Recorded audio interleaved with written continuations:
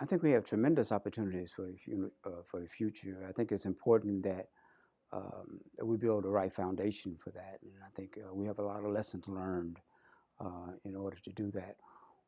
One of the lessons learned, I think, is that we need to be intentionally inclusive in going forward.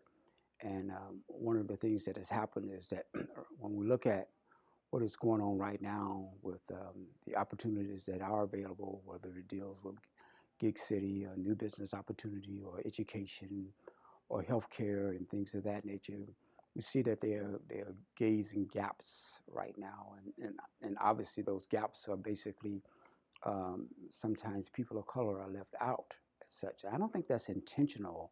It just happens that way oftentimes. And what has to happen, though, is that they have to be intentional efforts for inclusivity. So, with that, I think in trying to build a roadmap for the city, whether it's in business, whether it's in education, and things of that nature, I think we just have to build those building blocks a little differently than they are being built right now. Education is so important, particularly foundationally, in terms of making sure that everybody kind of gets it, for lack of a better word. And sometimes it's not an ability issue, it's just making sure that the right building blocks are in place. And it's also making sure that people understand basically what the ground rules are. Oftentimes, you think that people would automatically get it. But depending on the backgrounds and where they're coming from and things of that nature, they don't automatically get it because people before them may not have been told as such. So now that we're living in a global economy and our competition is no longer people that are across town or people that are on the other side of the state, our competition may be in Korea or Hong Kong or so forth and so on.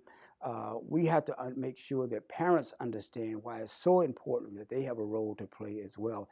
So you really can't blame everything, let's say, on the classroom teacher.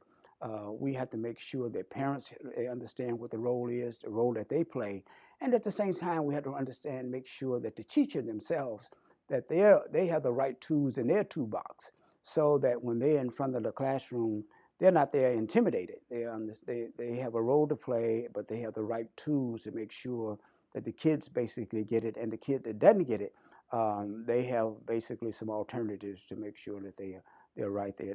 They have some places that they can put them so that they can get it as well.